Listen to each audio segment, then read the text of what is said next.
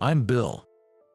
I was transferred from the headquarters to a newly established branch office in a certain region of Upper Midwest. It was a few weeks after that. When I returned from the smoking lounge, there was a woman chatting in front of the branch manager's desk. I recognized her instantly. Her short hair and dignified posture, unchanged from our college days. She is a popular person who doesn't know how to flatter people, but for some reason is liked by everyone. Isn't that Catherine? It's not just isn't that. I came to see how you're doing at work, and you're on a smoke break. You two were in the same class. We also went to the same university. And I added, she used to be my boss in the previous department. You came all this way just to see me. When I asked, she waved her hand, denying it, and said she was in town for a friend's wedding. Turns out, this branch office is located in her hometown. After a bit of small talk with the branch manager, she whispered to me as she was leaving, "Bill, are you free tonight? How about dinner? Sounds good. Let's catch up after all this time." Ever since college, I called her Catherine, and she called me Bill. Even after joining the company and her becoming my boss, that didn't change. We still spoke informally, just like our college days. That evening, as planned, we had dinner together. The place she chose was a restaurant in a downtown hotel. You're staying here, but Catherine, your family home is right nearby, isn't it? As we sat down, I asked her why she'd book a hotel when her family home was so close. I told you before, I'm not exactly on great terms with my family. Come to think of it, in college she used to go home for summer and winter breaks, but after she started working, she rarely visited. I remembered. I had always let it slide, but this time I asked her straight up. What happened? You had a fallout with them? She sighed, shaking her head. It's not exactly a fallout, it's just, I don't know how to explain it. Her parents, especially her dad, were always concerned about appearances, always talking about what the neighbors are doing, what's normal in society. When I was about to start elementary school, I wanted a blue backpack instead of a red one, but they said blue isn't ladylike. From that point on, she began to resent her parents' old-fashioned and rigid values. It came to a head when she got a job in New York after college. Her parents had always assumed she'd return home after graduating. They expected her to settle down and start a family. Not necessarily with a local guy, but they believed it was her duty as the eldest daughter to live within their reach. Anyway, it was so exhausting that I decided to cut ties.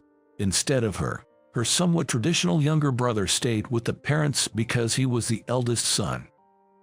I could understand her feelings, but I wondered if that was the right decision. Speaking from my own experience, I get it, Catherine. Remember when I was deep into my band days? I had a big fight with my parents too. I kept my distance. When you were skipping lectures and almost losing credits, as I nodded, she laughed.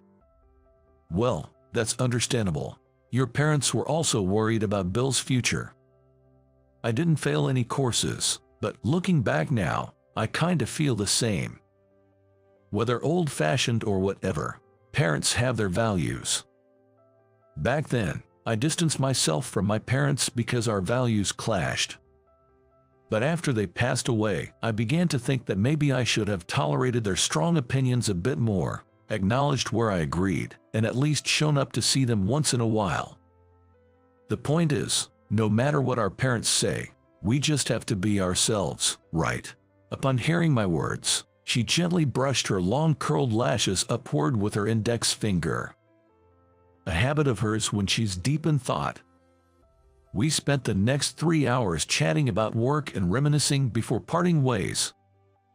The next evening, as I was preparing to leave the office, I wondered if the wedding she attended had wrapped up. Just then, my phone in my inner pocket rang. It was her. "Bill, it's Catherine. Can you come with me to my family home? After the wedding, She returned to her hotel and got a call from her younger brother. He said their father had had an accident.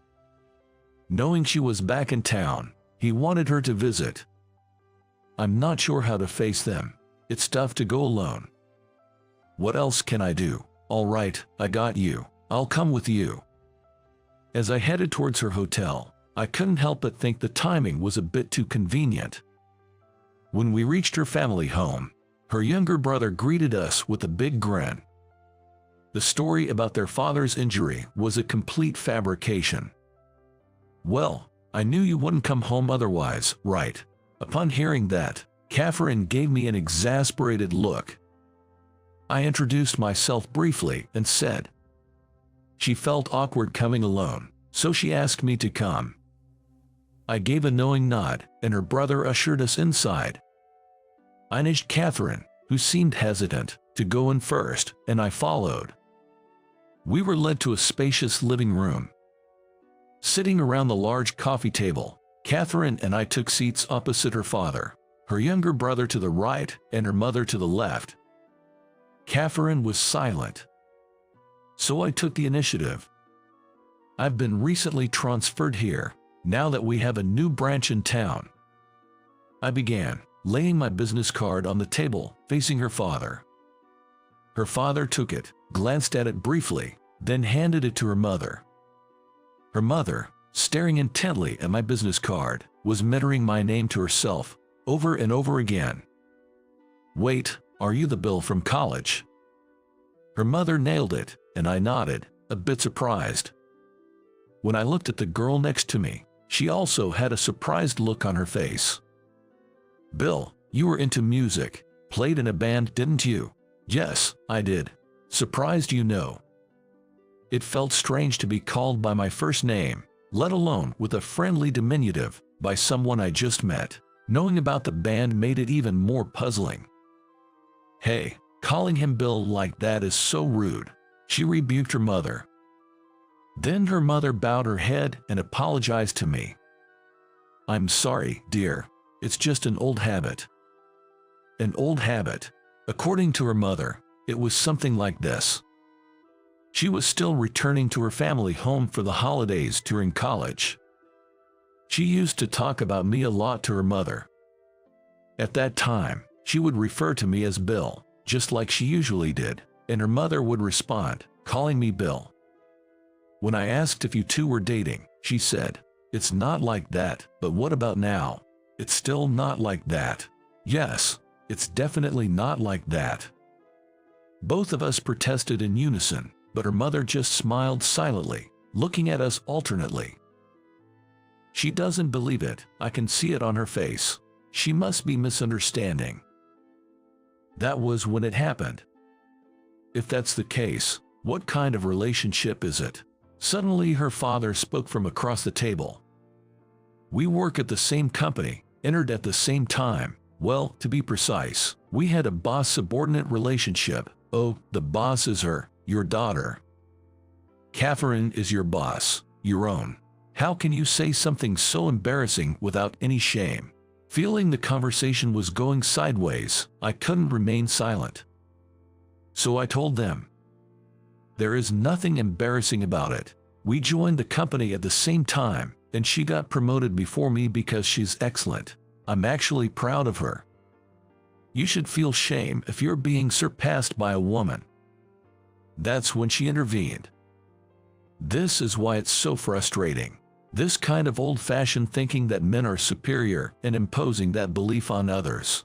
I remembered what she had said about her parents the night before while we were dining and found myself nodding in agreement. Bill, you understand, right? Indeed, it's pretty outdated. As we were whispering to each other, her father, who was listening, raised his voice. Are you okay with being called Bill so casually by a woman? Her mother tried to stop him. Mind your own business, it's our concern, and you have no right to interfere. I stepped in to calm her down. Suddenly, I noticed her younger brother. He was sitting cross-legged, swinging his body back and forth, a curious smile on his face, enjoying the view from a safe distance. In such a chaotic situation, We eventually left her family home. I feel like I made things more complicated by being there. I apologized, and she replied that if she had been alone, she wouldn't have spoken a word. She was actually glad she could speak her mind. Then, she gently brushed her eyelashes with her finger. She seemed to be thinking about something. "By the way, your dad is quite something," I said, and she replied. I was angry not just because of what Dad is like, but I feel there was more to it. I asked her what else had made her angry. "It's because he spoke ill of you." Looking at her, she gave a slight smile. I smiled back. I think I was also upset about him implying something about having a female boss, about him criticizing you. We walked in silence, lost in our thoughts. We've known each other for over 10 years now. Doesn't it feel like we grew up together? Grew up together, indeed. Thinking about the time since we met, a question crossed my mind. Why are we, she and I, in this kind of weird, close relationship? When we had just joined the company, there was a time when she and I were waiting alone in a meeting space for our mentor, who was in charge of training. She asked for a sip of the coffee I was drinking from a paper cup. So, I handed her the cup. She took a sip and handed it back to me. I put the cup to my mouth again. The mentor, a senior who came in late, saw this, asked if we were that kind of close. When I asked what he meant by that kind of close, he clarified, asking if we were in a romantic relationship. She and I laughed it off and denied it. However, for our mentor, it seemed quite unusual to see two people sharing a drink from the same cup, and a rumor started circulating in the office that for a while, she and I were considered a couple. She and I, thinking let those who want to believe it, found explaining every time too silly and just let it be. In fact, she and I never once dated as man and woman. But that doesn't mean we were just friends. If I must say, maybe more than friends but less than lovers. Remember, Catherine, how we were rumored to be a couple at the company? It was when we just joined, wasn't it? She snickered a reminiscent laugh. We let the rumors go, but if we had gone around telling people it was a misunderstanding, what would you, Catherine, have told them? You suddenly remember strange things. What do you think you would have said? She, as usual, flicked her eyelashes. Simply, we're not dating, maybe. To her finally conceived answer, I said, how about we missed our chance to date? We missed our chance. It makes sense to us, but it wouldn't convince others. I guess I would have been bombarded with what does that mean? Questions.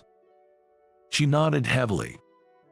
We missed our chance to date. She agreed with the words I said, saying that we understood because it was us. Thinking back, there were times when I had a girlfriend or when we broke up, she had a boyfriend. Maybe the timing was never right, and we missed our chance to date. So now, we're both single. Hey, Catherine, should we start dating? I was thinking the same thing. We looked at each other. It was the right choice to visit your family home. Oh, why's that? Because, thanks to that, we came to this conclusion. I see. Sometimes going home isn't bad, then. Thus, she and I started dating as man and woman, more than 10 years after we met. In the beginning, it was all just awkward.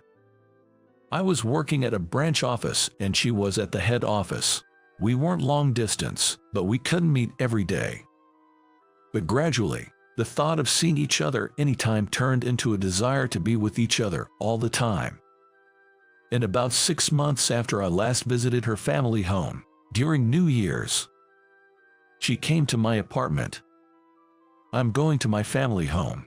Why don't you come along, Bill? I'm not too keen on it. I'll have to see them at some point. I made up my mind. I then confirmed whether she had informed her parents about my going. Yeah, I've asked my younger brother to do it. I felt a bit uneasy. I wondered if her younger brother had communicated properly. And wasn't he just standing back and enjoying the high ground with his cheeky inputs? That evening, I was taken to her home by her.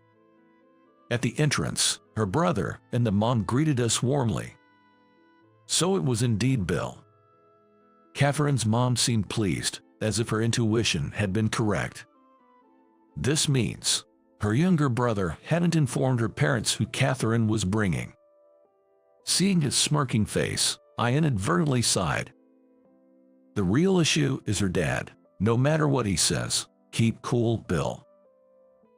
I braced myself and entered the battlefield with Catherine. Her dad was sitting heavily in the living room. As before, Catherine and I sat side by side, her dad opposite us, mom to the left, and her younger brother to the right of the coffee table. It's been a while. What's the word? It would have been enough to say I apologize, but the words didn't come out. So, I just bowed my head. Catherine's dad kept a stern silence. Please, make yourself comfortable, Bill. Her mom intervened. Her younger brother, sitting to the right, smirked. Come on, Dad, say something. Catherine was already confrontational. I held her back. She kept staring at her dad. Then her dad spoke. Hey, serve them some food. But I'm tired of traditional dishes. What do you want? He asked Catherine. Caught off guard, she replied she was fine with anything. Then her dad asked me. And I too replied any would do. Her dad sighed and clicked his tongue in exasperation. And he said, This won't do, let's have pizza, order pizza. Hearing this, a flustered Catherine said, No, don't trouble yourself, anything is fine, not necessarily pizza. That's when her brother interjected. Sis, you might not know, but Dad's recently hooked on delivered pizza. This was unexpected. I wondered whether he was indifferent to whether the delivery person was a man or a woman. The thought came and went. When the pizza arrived, Catherine and her mom started preparing the table. Her younger brother turned on the TV. Listening to the Christmas special show on TV, we all sat around the coffee table. Mom told younger brother to also eat the salad. While eating pizza, the dad asked me, Do you eat your favorite toppings first, or do you save them for last? I replied that I saved them for last. There was no response to that. Instead, he started saying this. What do you think of American-style pizza? Don't you find it absurd? If you want to eat American food, you wouldn't order pizza, would you? Younger brother, getting tired of listening, turned his body toward the TV screen, nibbling on his pizza. I think it's fine to have American pizza. It's a matter of preference. When I answered, her dad asked her the same question. She replied similarly to me. Her dad snorted, looking unamused. Then, her mom said, Dad, why don't you try it next time? Her dad sulked in silence. The conversation didn't continue after that. We just gathered in the living room, munching pizza together. But it felt nice. I thought this is what family is all about. When I looked at her, she was also relaxing and smiling. She noticed my gaze and whispered in my ear. It's not bad coming back family home once in a while. It's nice, isn't it?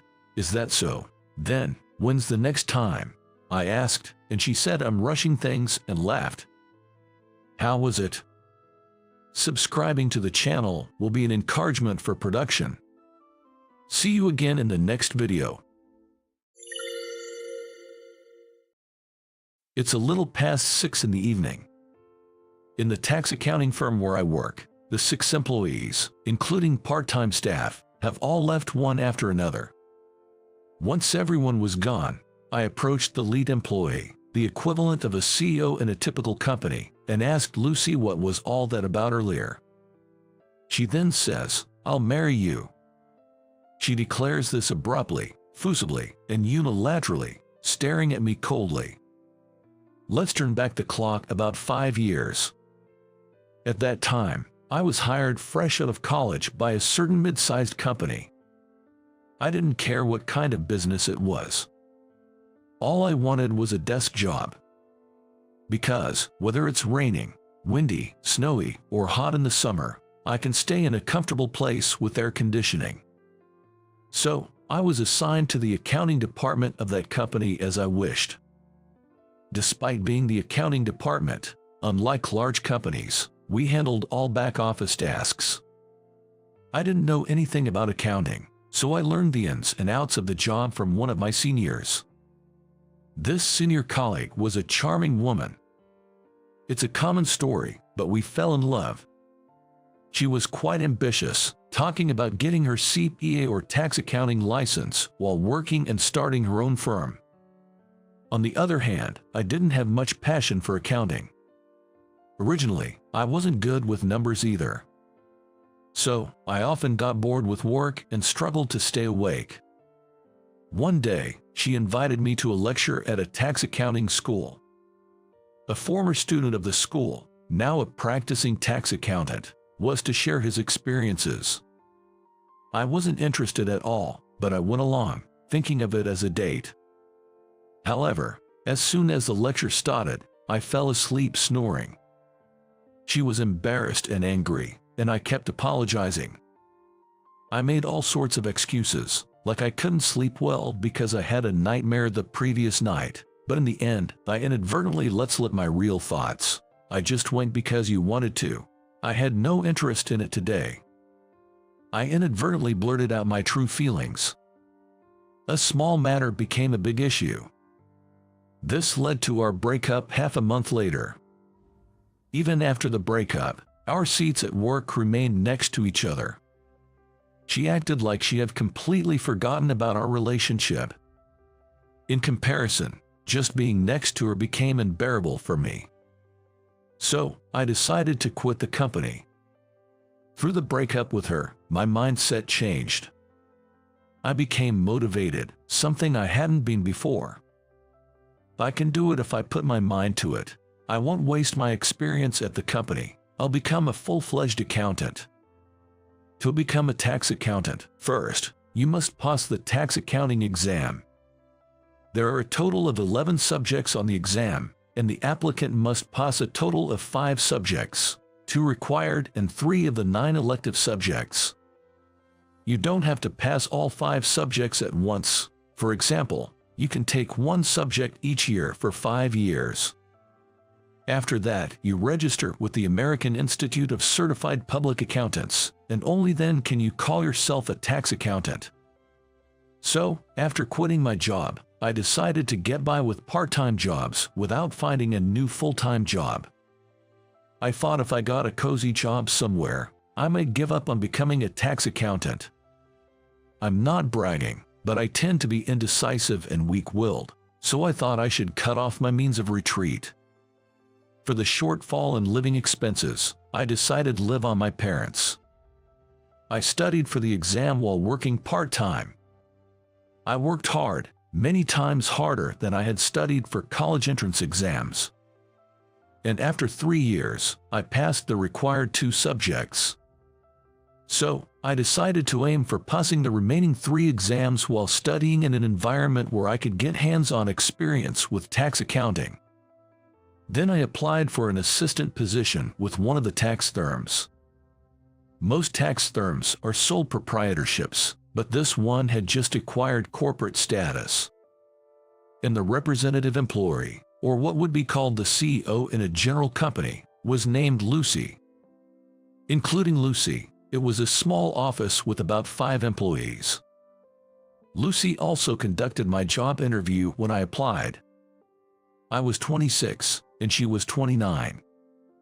At first, I was nervous during the interview, clenching my fists on my lap, but seeing the relatively young Lucy relaxed me. When she began to read my resume across the desk, I relaxed and crossed my legs. Then she lifted her eyes from the resume and shot a sharp, stern look at my legs. Realizing that this was inappropriate, I immediately corrected my posture and sat properly on the chair. Man, I struggle with these types of people. She wasn't bad looking. In fact, she would be considered beautiful. She had a model-like face. Her nose slightly upturned seemed snobbish, but not in a bad way. But something about her was intimidating, or maybe too perfect, which I wasn't fond of. Do you get tired easily, Sam? I was puzzled by the unexpected question. Not really. I think I'm average. She explained that the job of a tax accountant requires concentration, and if one gets tired easily, it could lead to mistakes due to lack of attention. Now that I think about it, at my previous job, fighting off sleep was also part of the work.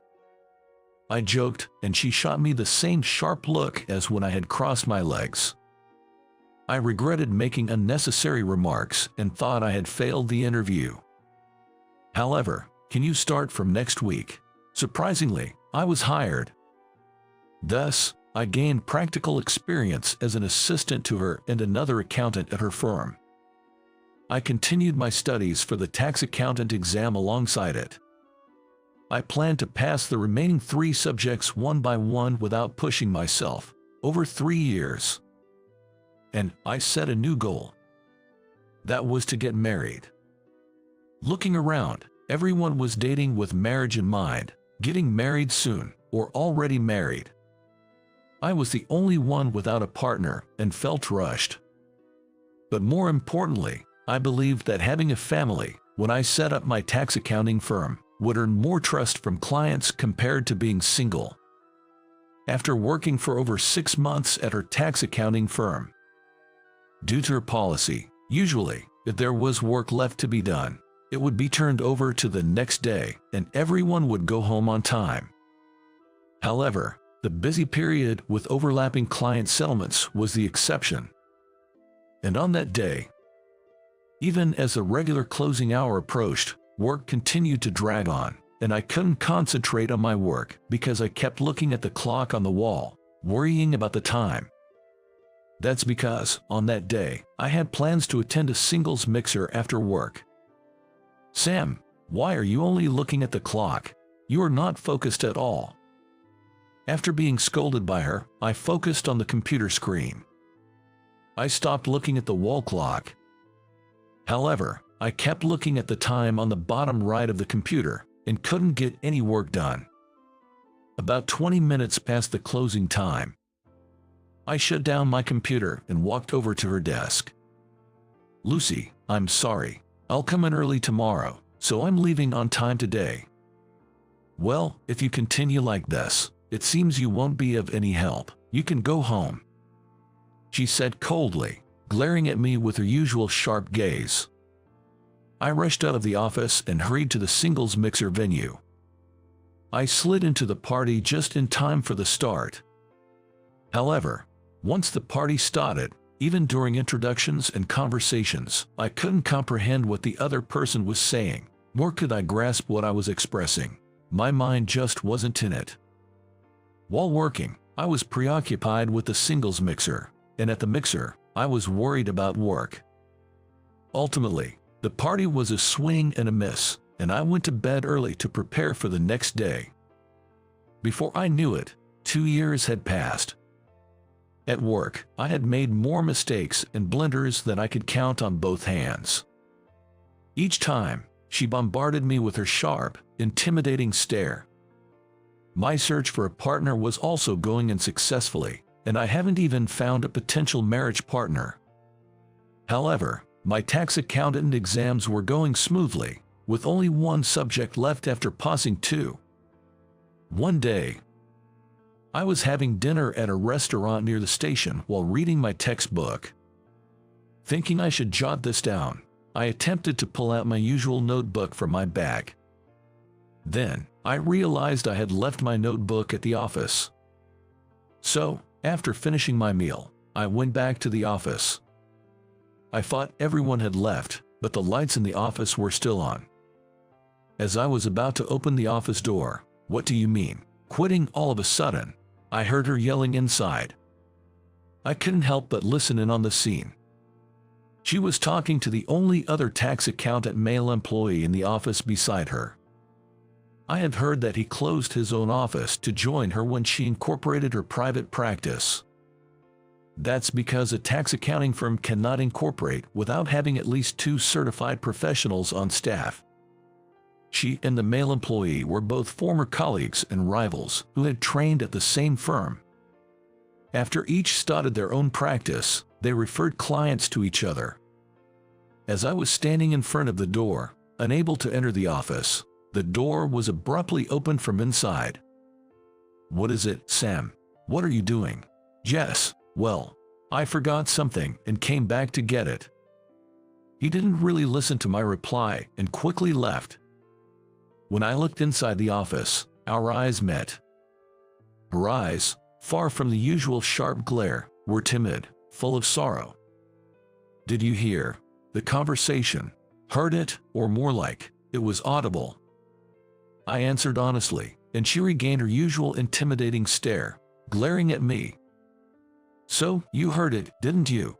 When I replied yes, she explained the situation. Influenced by her father, who was a tax accountant, she aimed for the same path from a young age.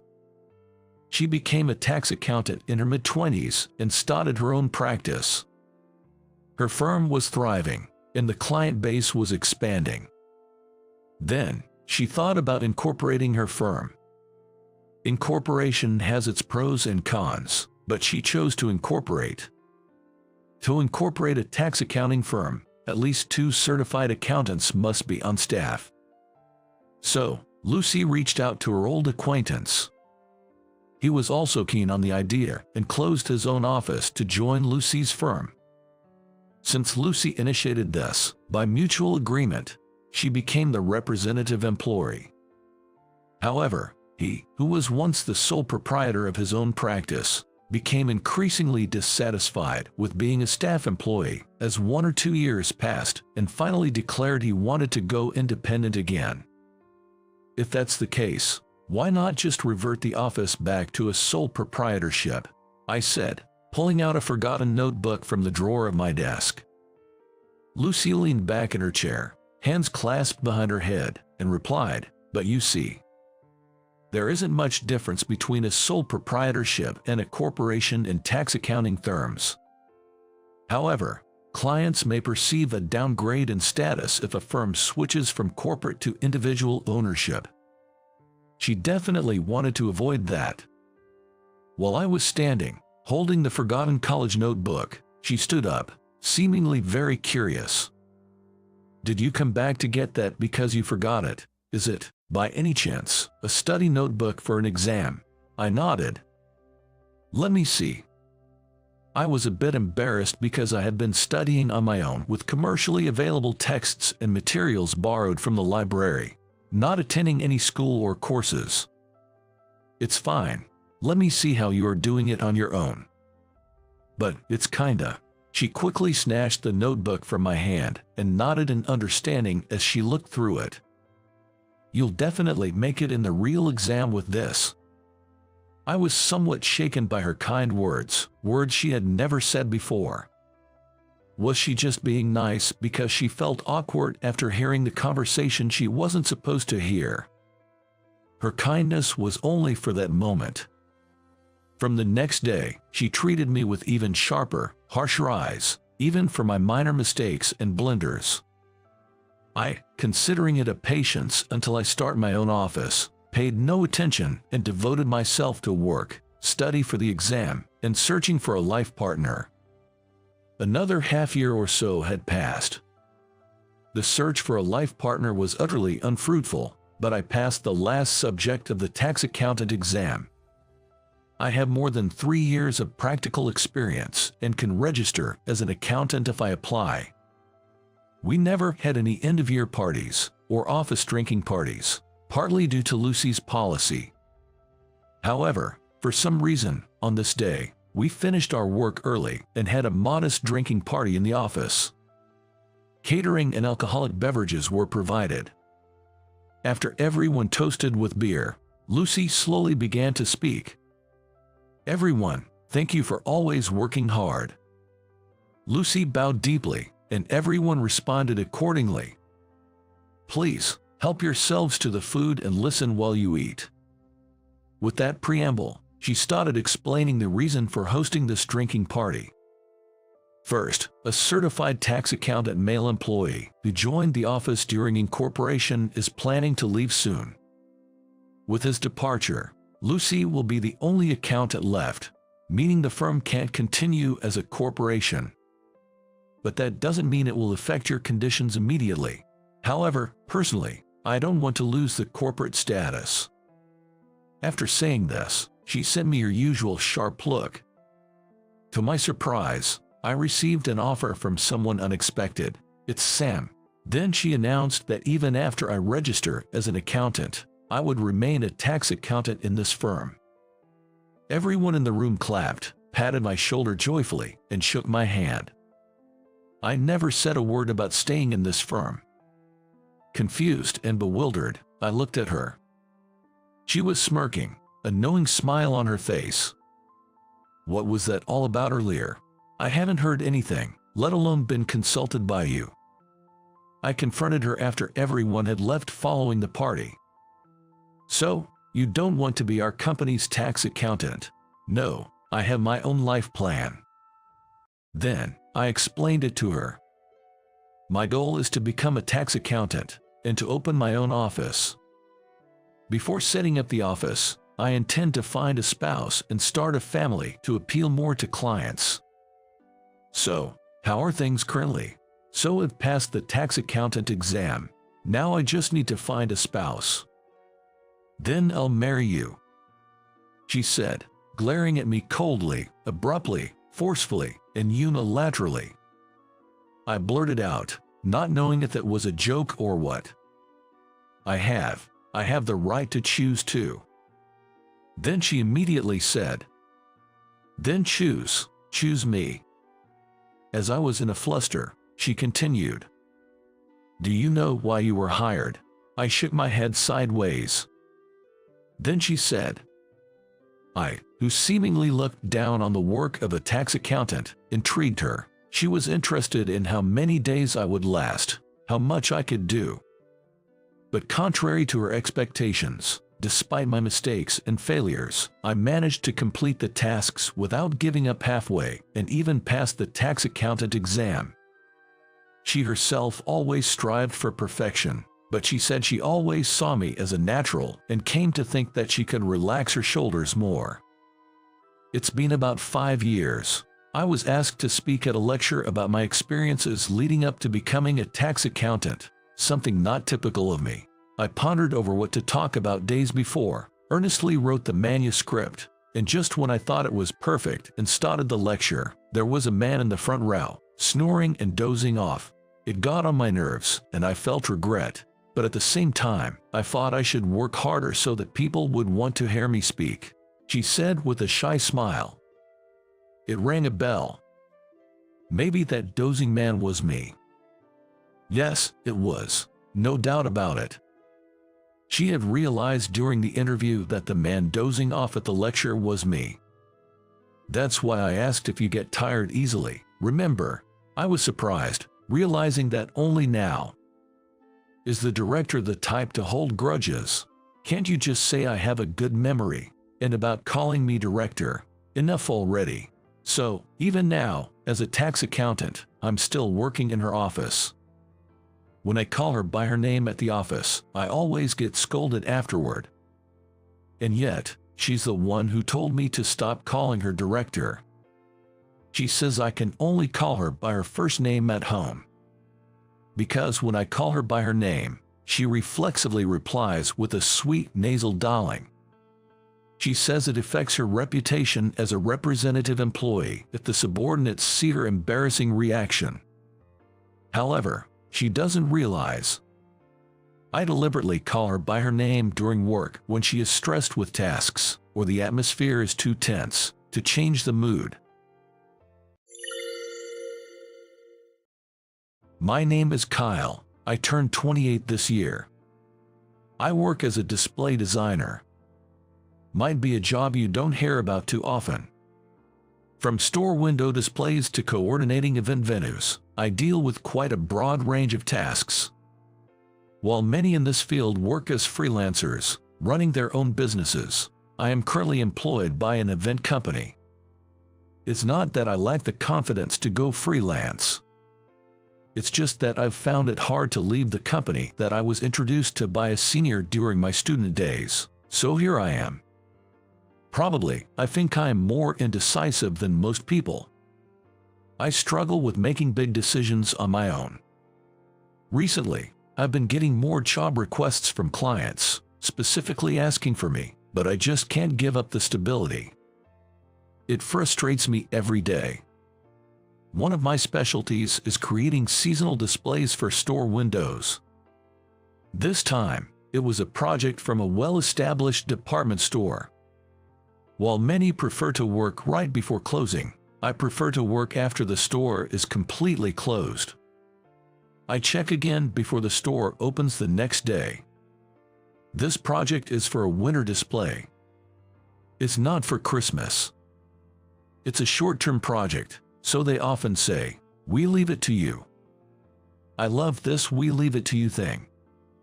I enjoy looking at the client's face lightened up when they see the finished work.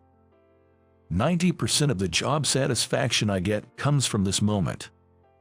The remaining 10%, I guess, is for the money to live by. I text the person in charge to report the completion of the job and exit through the employee entrance. I love the air at the end of fall, the beginning of winter. I decided to take a little detour on my favorite road on the way home. It's just before 10 p.m. The crowd was slowly starting to mix with those who are a bit drunk. What I like is the cobblestone sidewalk. Lots of store windows on both sides. Each store has different approaches to displays. Some stores do it themselves, while others hire professionals like me. Even for displays of the same season, the taste varies depending on the store and the designer. I enjoyed walking and observing this diversity. Walking slowly and gazing at the window displays. Many places are dimly lit, but there were also stores illuminated with bright light-ups. After observing for a while, you start to recognize who might have designed certain displays. It's quite intriguing. I stopped in front of a window display, possibly the work of a senior colleague. It was a gorgeous display, a typical style of his. At that moment, I could hear the sound of high heels clacking. The sound was so decisive and confident that it took my attention. I always thought that the strength of one's will stood out in such ways. The moment those footsteps were about to pass me by, the shadow of a person faltered. I reflexively extended my arm. I managed to prevent her from falling. "Sorry, thank you," a female voice said within my arms. Her hair was loosely tied back, wearing under-rimmed glasses. Bright red lipstick symbolizing her strong posture. She looked like a competent woman. "My heel that caught," she said, tilting her head back to check her heels. Indeed, a slender heel had broken off. It's a common accident on these cobblestone streets. "I'm glad you weren't hurt," I said, offering her my shoulder. She was tall, maybe because of the high heels, but our eyes met and I was slightly surprised. I recall my ex-girlfriend was also tall.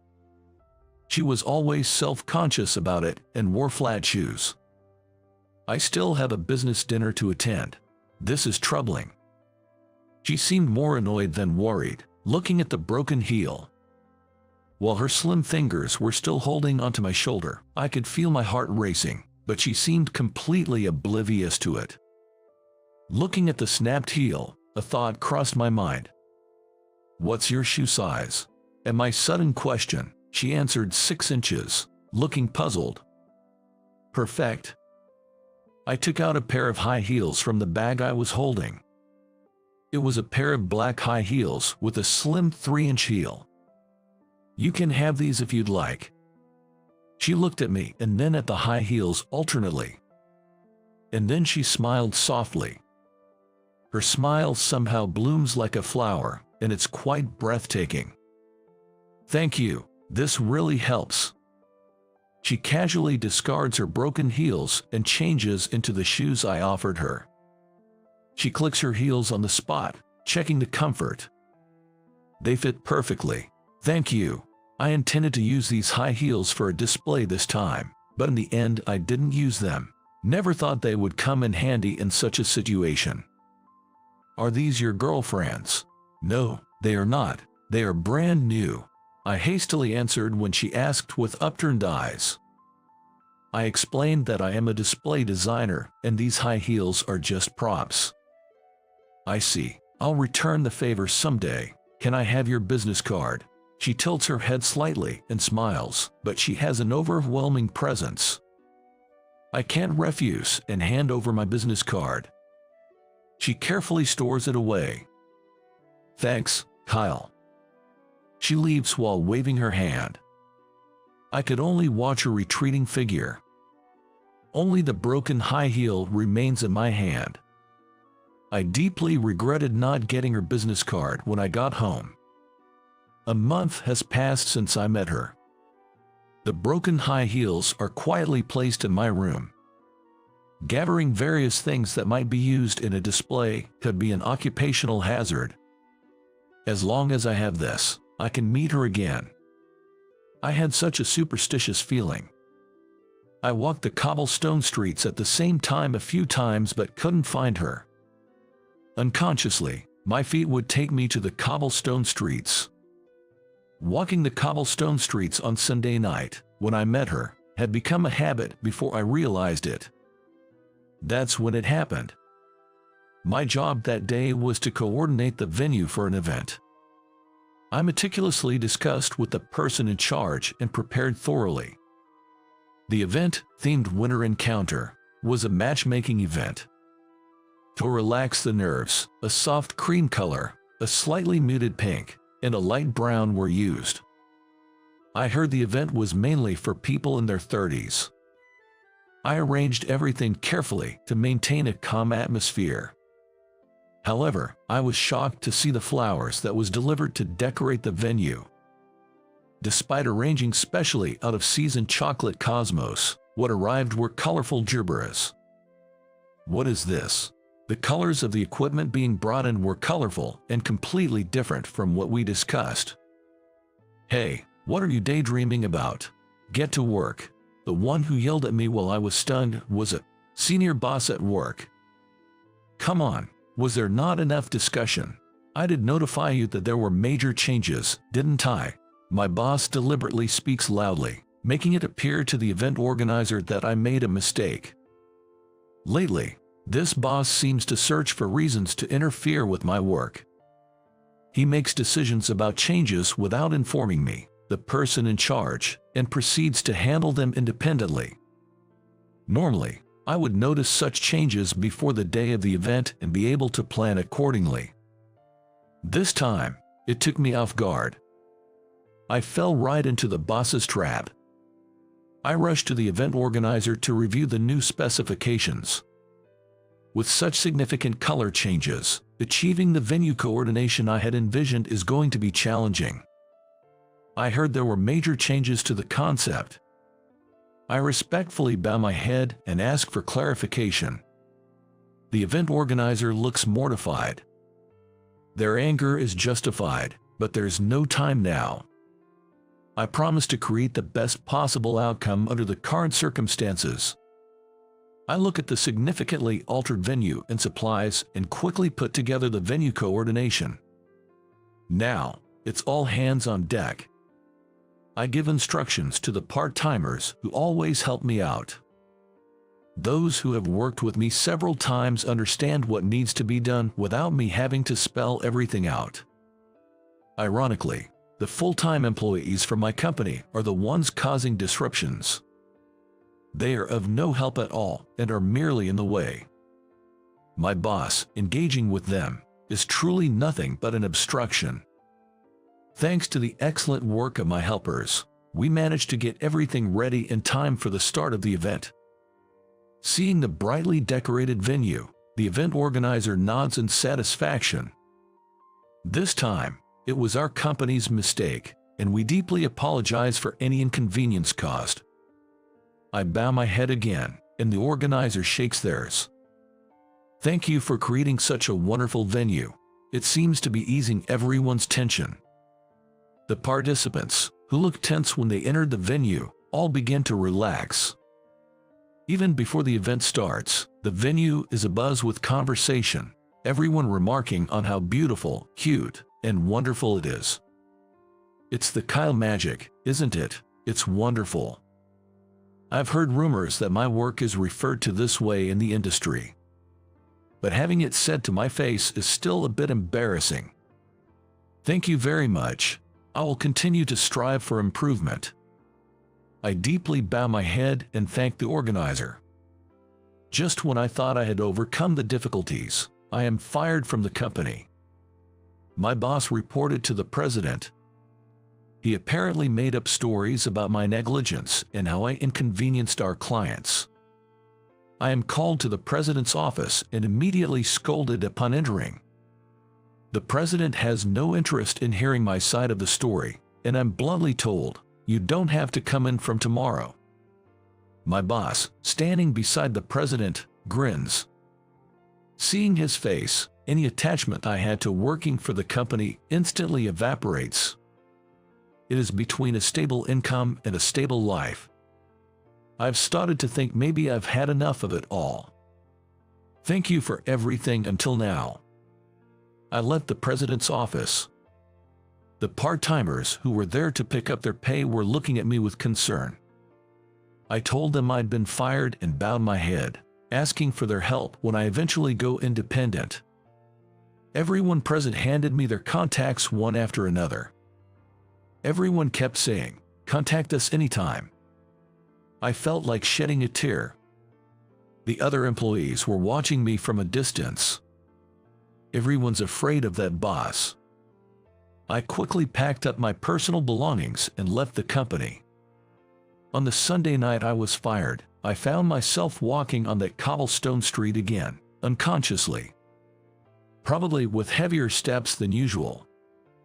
Then, the sound of those powerful, clicking heels approached me directly from behind. Just by the footsteps, I was certain it was her. I stopped right there. "I finally found you." Sure enough, it was her who tapped my shoulder. "Finally, I gave you my card." I was happy but also a bit sulky because she didn't contact me. Then, she smiled mischievously. "That wouldn't be dramatic. Isn't it wonderful to meet again by chance?" I quickly found myself going at her pace. She wanted to thank me for the shoes, and I let her take me to her favorite bar without resisting. We sat at the counter, and she introduced herself again. Her name was Karen.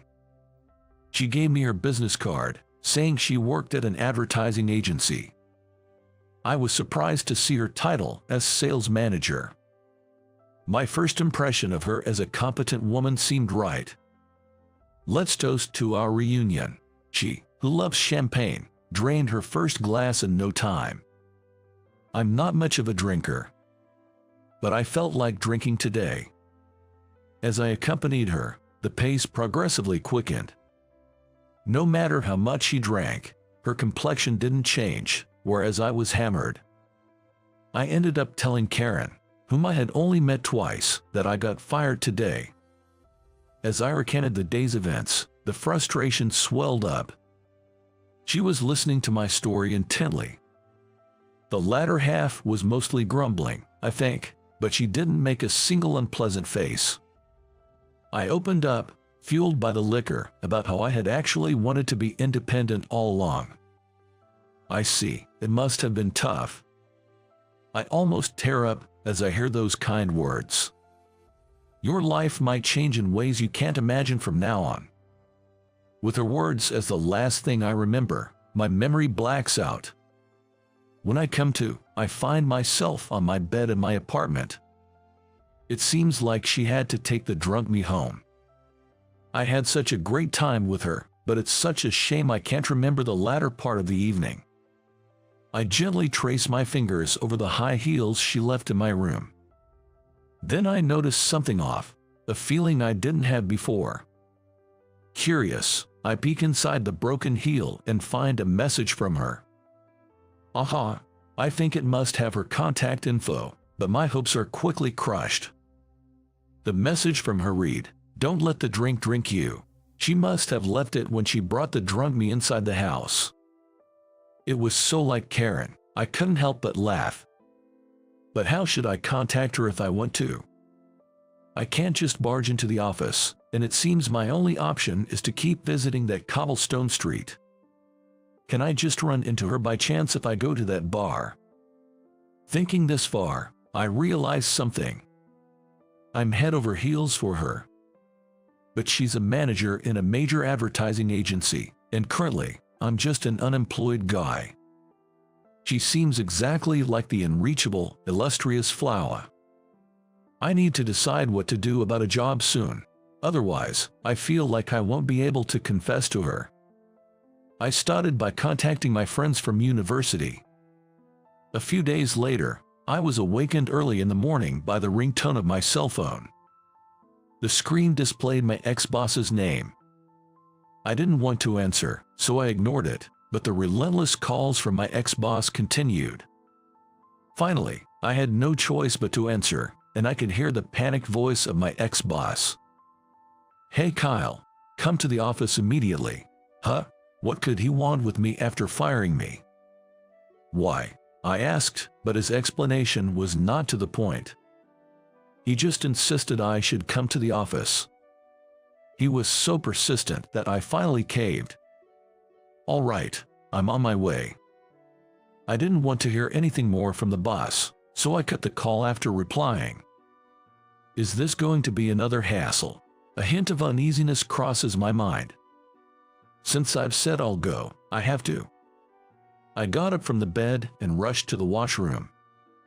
Returning to the company after a long while, I found it had a more distressed atmosphere than before. My ex-boss, who seemingly couldn't wait for my arrival, rushes over with urgency in his eyes. "Finally, you're here. There's something crucial we need to talk about." His sudden statement leaves me with an uneasy feeling. I'm led to the reception set, where the president is seated before me. "Can you consider retracting your dismissal?" The president's words were unbelievable. I was expecting some kind of complaint and feel blindsided. After yelling at and firing people without any consideration for explanations, what does he want now? I can't help but find it amusing. "What? Why now? You were the one who fired me." I unintentionally let out what I truly feel. The president frowns at my words. Regret is written all over his face. Something seems to have changed. "Actually, we're in a bit of a trouble." The president begins to explain. "It seems that the moment I was let go and left the company, clients began leaving one after another. The company is apparently facing a severe decrease in work, enough to threaten its existence. This must be the reason for the office's distressed atmosphere. Every client that broke the contract asks if they can contact you. They say it's not negotiable with anyone else." The president is finally holding his head in his hands. He must have absolutely not wanted to call me back after firing me. The president was a proud man. "Hold on. I haven't told any clients that I left the job. I had informed my college friends that I had been fired and was looking for part-time work, but how did the information about my dismissal get out?" I'm puzzled. It seems the manager of a major advertising agency is widely spreading the news that you've resigned and might go independent. The president accuses, "Wasn't it your connection? The manager of a major advertising agency is broadcasting my resignation and potential independence across the industry." This is so like Karen. She probably marketed me to the industry. This reached my former clients, leading them to break contracts with the company. Many contracts were already preferentially assigned to me, so it was inevitable that the company would end up in this situation sooner or later. "You'll come back, right?" I'm astounded as he insists as if it's a given. It's bizarre to think that I would say, "Yes, I'll come back." No, I have no intention of returning to the company. I plan on going independent. Declaring this clearly in front of them, I felt somewhat refreshed. The persuasion continues for about an hour afterward, but my resolve doesn't waver an inch. It seems even the part-timers are resigning one after another. It seems I'm going independent, that's the reason apparently. Rather than working at this company, they want to work with me. The boss distinctly told me he was told so. The persuasion went on endlessly, but somehow, I shook it off and left the company. I thought I would never come back. I strangely felt liberated. I realize now that I was the one who had shackled myself. Taking the first step was such a simple thing. On the way to the station, my phone rang, signaling an incoming call. An unknown number was displayed on the screen. With trepidation, I answered, and it was Karen.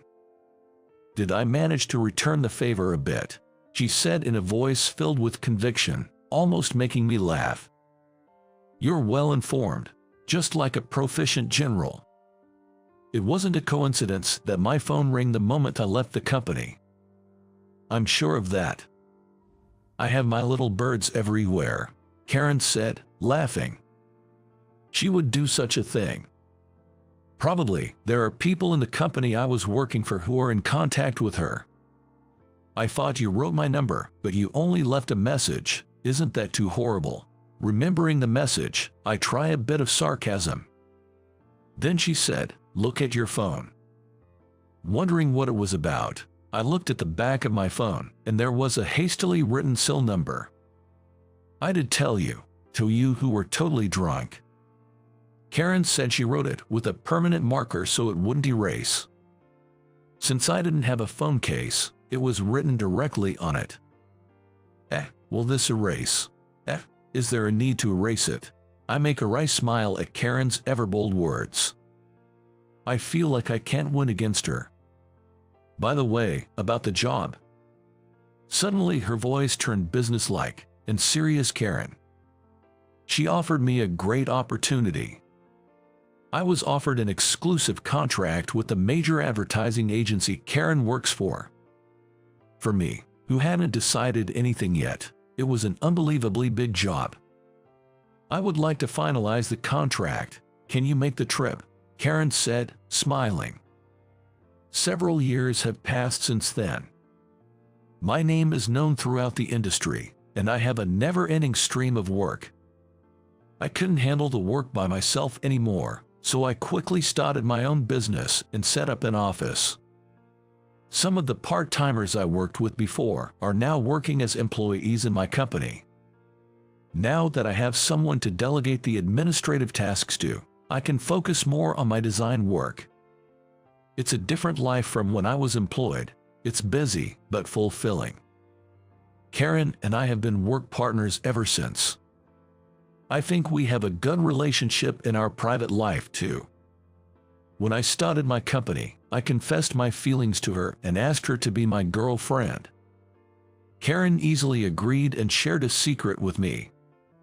Turns out, she knew about me all along. She really liked the displays I created. "When I saw you for the first time, I was shocked because you were totally my type." She recognized me immediately when we met on the cobblestone street. I wish she had told me then, but when I say that, she just clicks her tongue and waves a finger. That wouldn't have been dramatic, would it? So, it turns out I was being led by her all along. Today's job is a boutique's display window, themed for Valentine's. I watch over the finished display window and contact Karen to check it. She quickly agrees to come over and hands up the phone. The sound of heels clacking echoes on the cobblestone street. This display window really stands out at night, she says while looking over the display window I created. Then, she turned to me, as if realizing something. "Do you remember?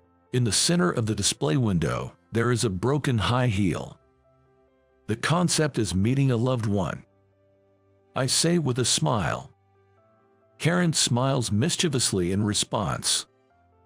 "You've become so cocky. It's like you never were the guy who would get drunk and sob uncontrollably." Teasingly, she looks again at the window. Her face shows a happy expression. Then I softly pull out my secret weapon and kneel at her feet.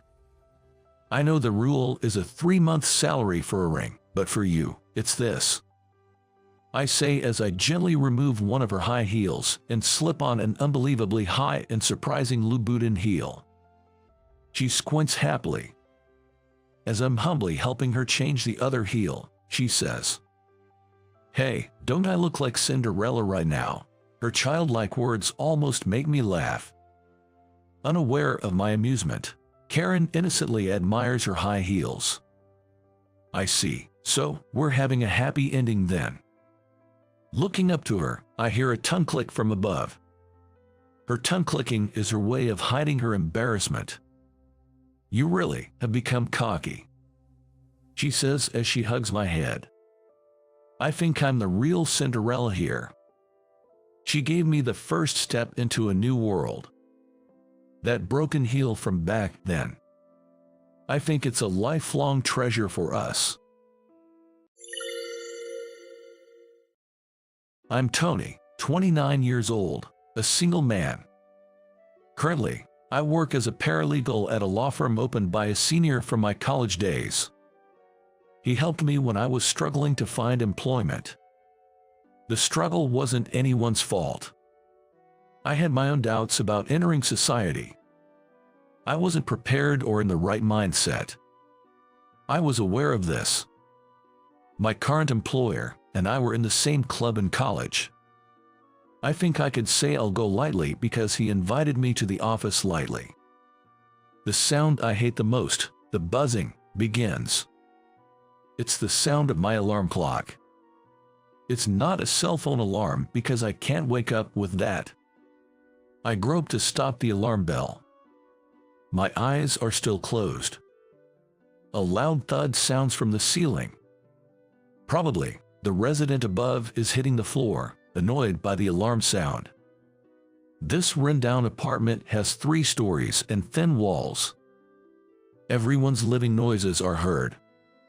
Usually, for normal living noises, we mutually tolerate, without much complaint. But there are some complaints about noise in the morning or late at night. I finally open my eyes, apologize to the ceiling, and get up. This is my morning routine. I live in a 50-year-old rent-down apartment. I've been living here since my student days. I earn decently, so many advise me to move, but the option to move doesn't exist for me, a true lazy person. To me, this apartment is attractive enough. While getting ready for work, my BGM comes from the next room. A clear, beautiful voice. In the day it blooms, at night it sleeps, the mimosa tree, only you look at, even the playing fool should look.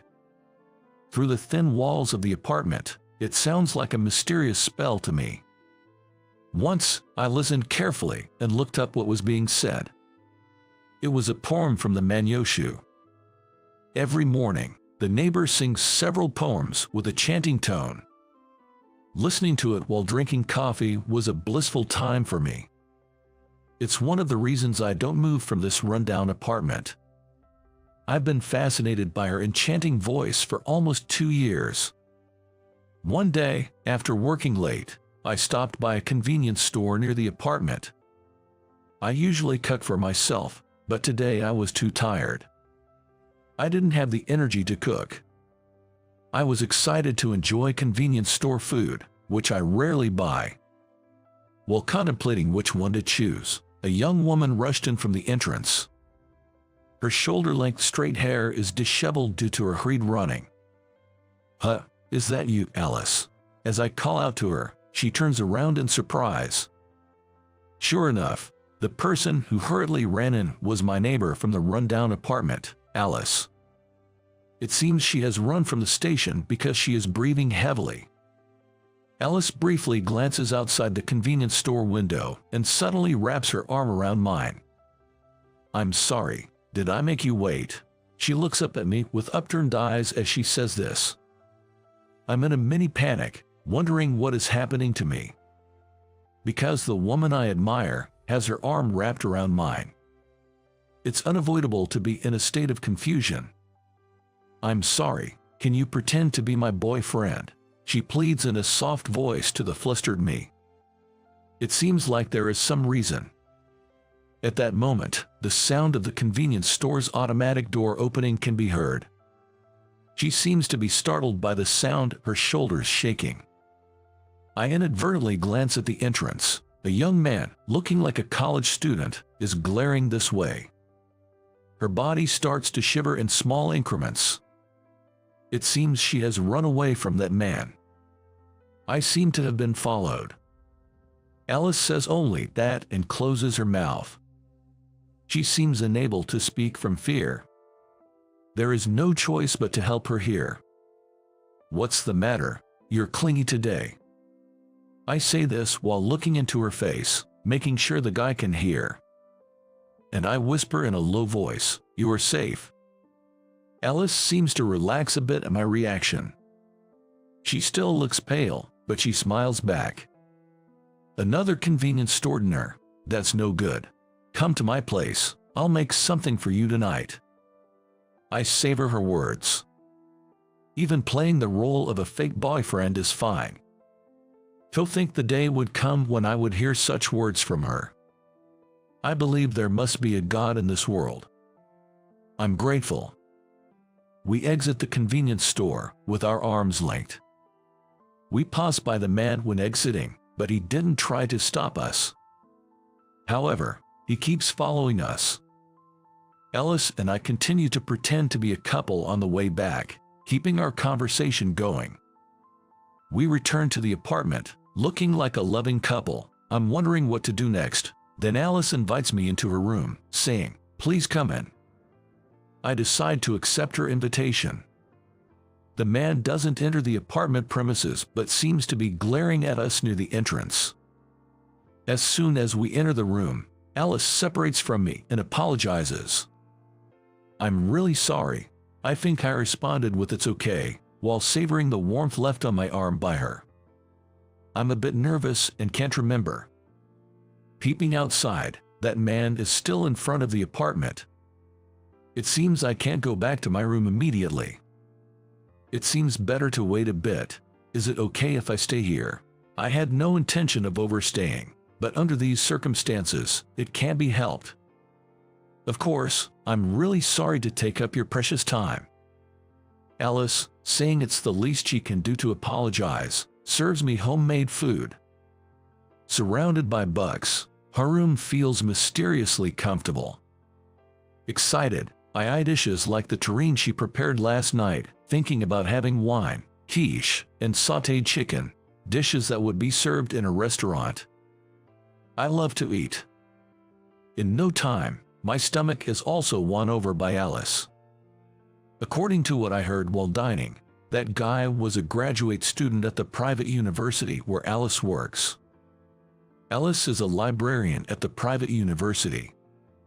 Recently, she was confessed to by that guy, and when she politely declined, she found herself in the current situation. "Did I decline badly?" Alice says in a small voice while sipping her wine. "No matter how you reject, some guys are just clingy. You did nothing wrong, Alice." Alice opened her eyes wide, seeming surprised at my somewhat bold statement. Then she smiled softly and thanked me. I was so happy, so very happy. I almost felt thankful to the clingy guy. After all, I'm dining on homemade food and wine in the room of the woman I've always admired. Thank you for such a dreamlike time. I think I was a bit high-spirited. Maybe the alcohol was contributing. The guy left from in front of the apartment, and I returned to my room across the date line.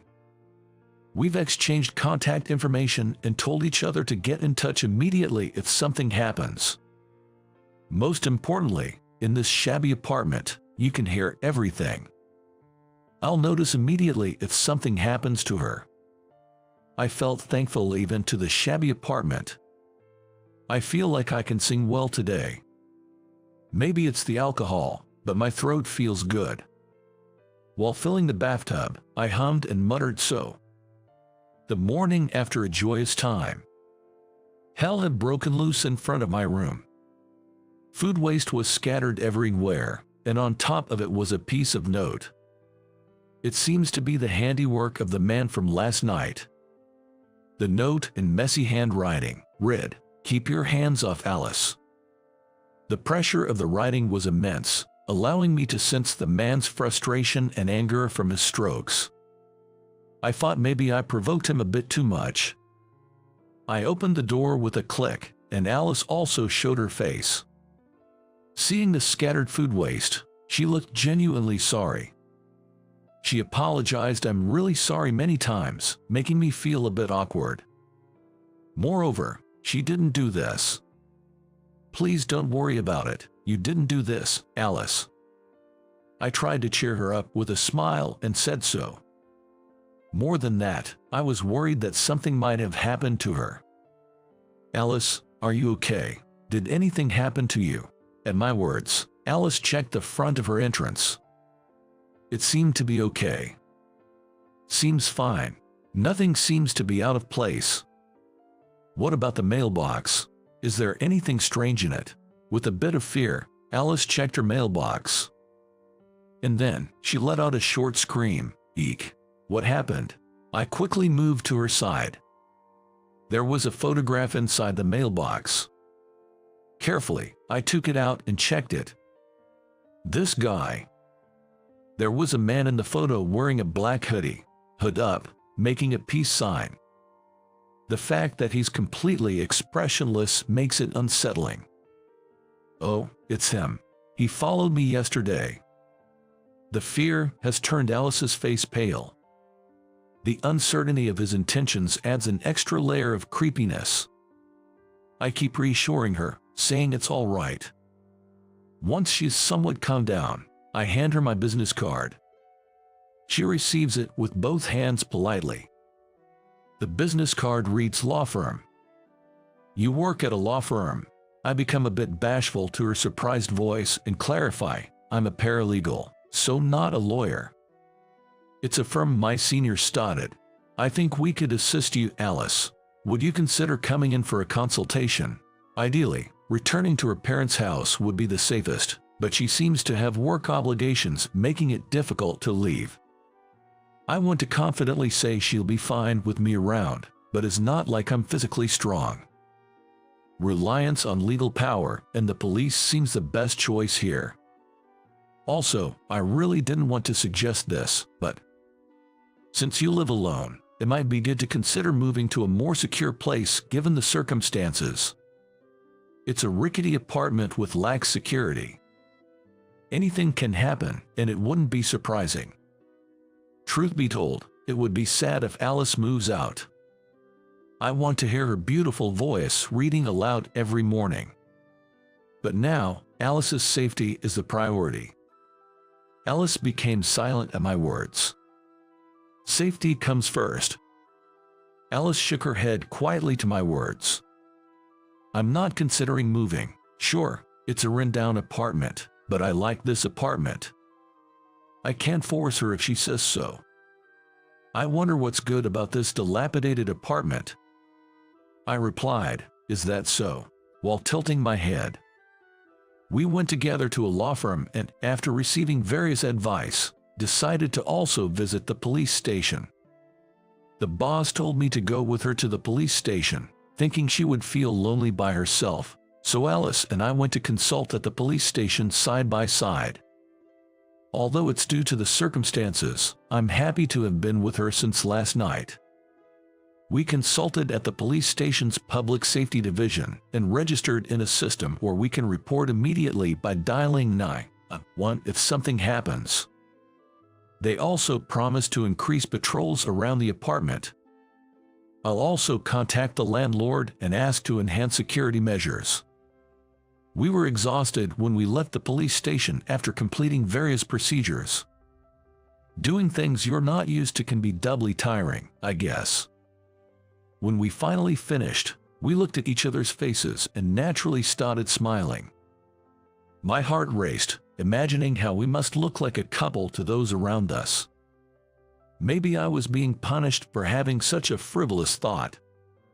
Suddenly, that man rushed before our eyes, grabbing Alice's hand and trying to pull her away. Alice let out a short scream. "Hey, what do you think you're doing? Let go."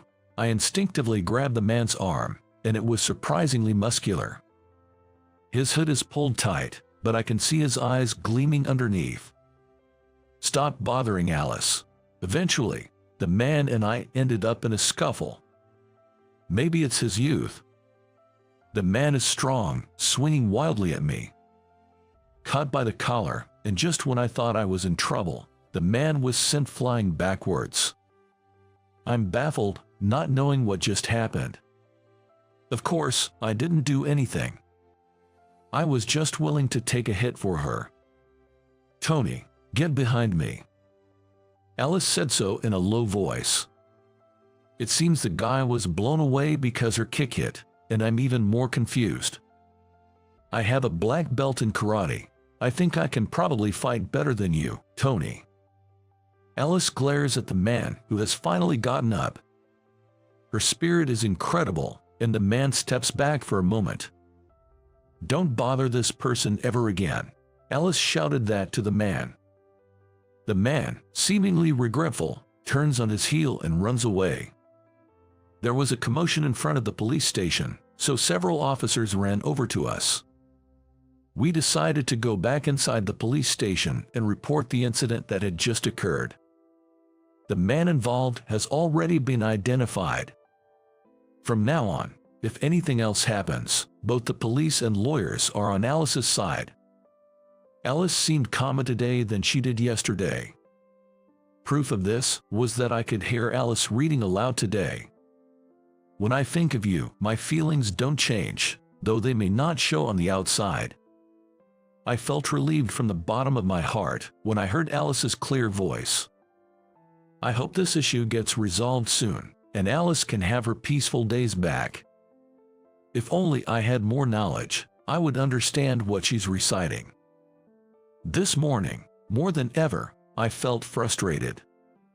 I might be under the illusion that I've gotten closer to her.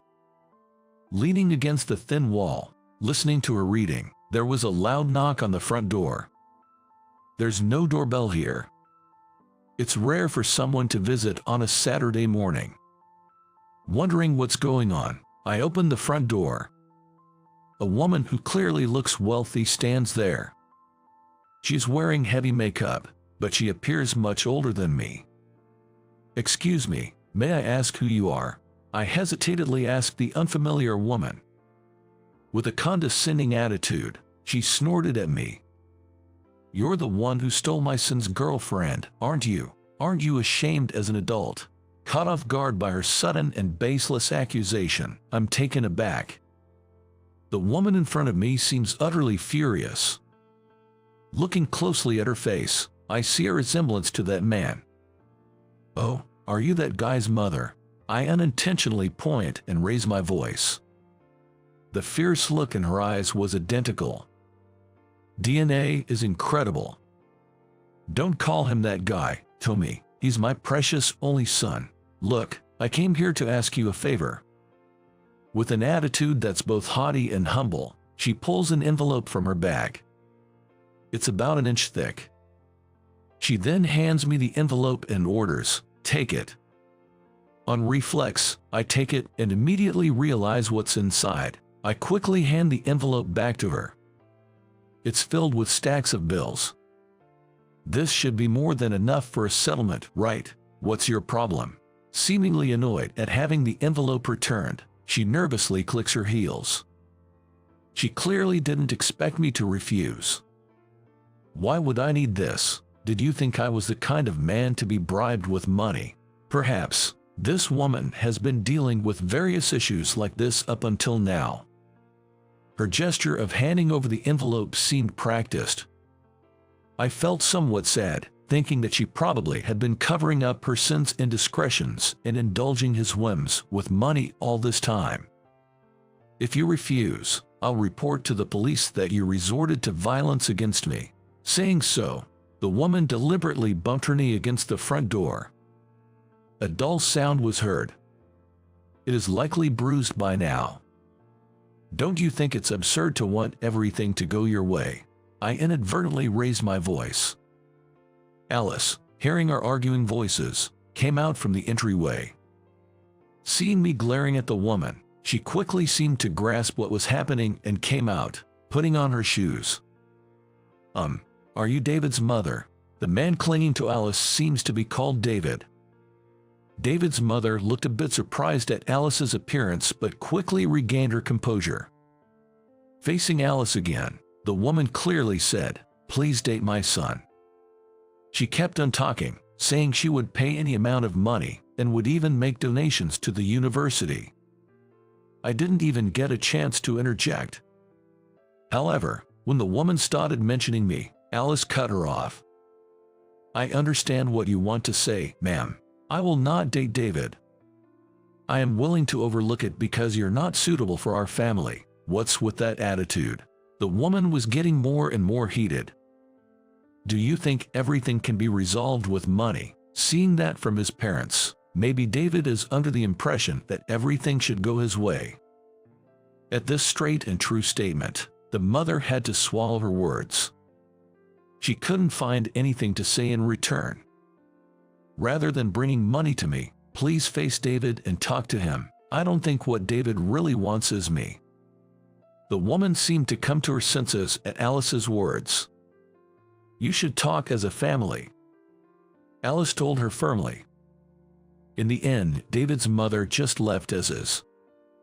She offered no apology to me and no thanks to Alice. I really think she's quite rude. I'm so frustrated that I want to fill the bathtub and soak in the hot water. I guess I didn't really have a role to play. Alice, you're strong, aren't you? It's a sincere compliment, but Alice's face clouds over. Did I say something wrong? I start to worry. I'm assertive and can be hands-on. Maybe a bit too dangerous to be a girlfriend, Alice murmurs in a small voice. I didn't expect her to think of herself that way.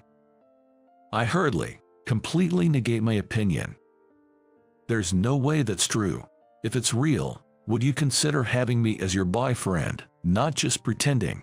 I promise I won't make you sad or bore you. I seize the opportunity to promote myself.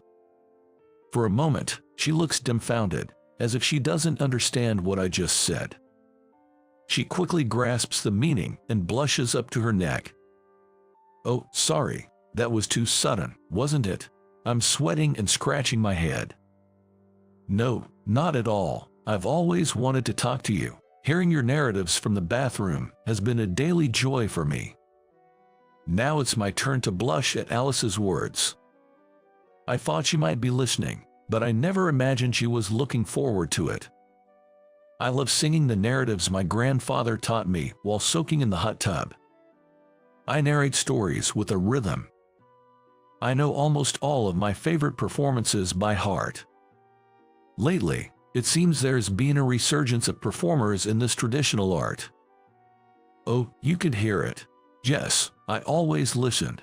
It was my daily joy, and I was always curious about what would happen next. Alice seemed to worry that showing only her strong-willed side had made me dislike her.